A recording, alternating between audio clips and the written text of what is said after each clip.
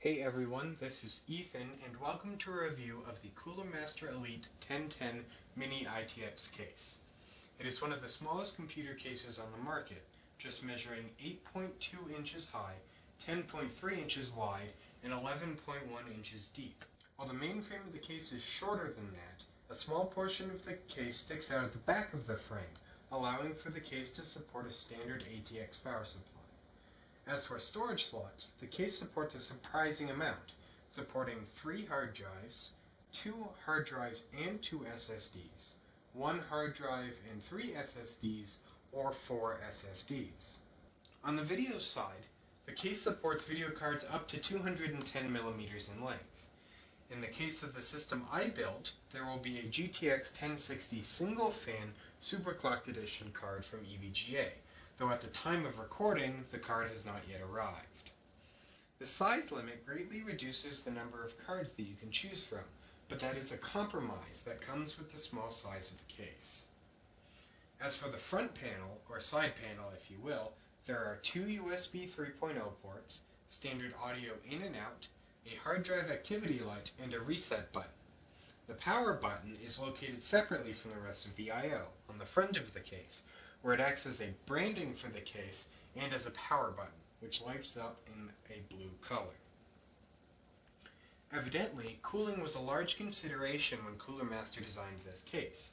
The case comes with one 120mm fan in the front of the case out of the box, and can support up to 2 more 80mm fans on the side, where the graphics card slots are located.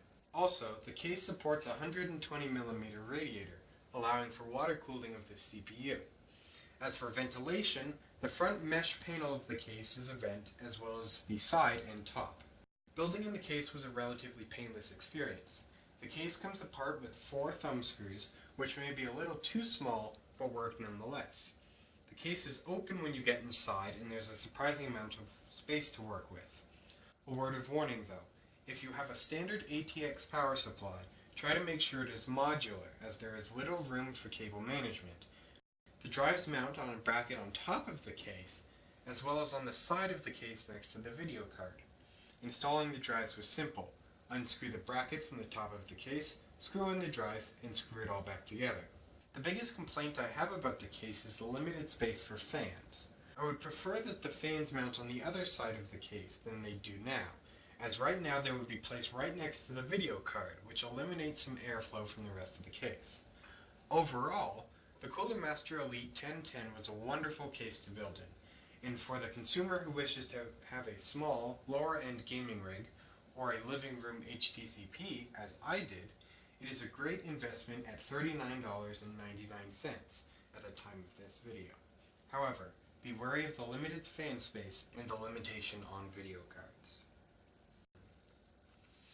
Thanks everyone for watching this first review. Please leave a comment or like if you enjoyed the video or even if you didn't, and please consider subscribing to see more content. Thanks again. See you later.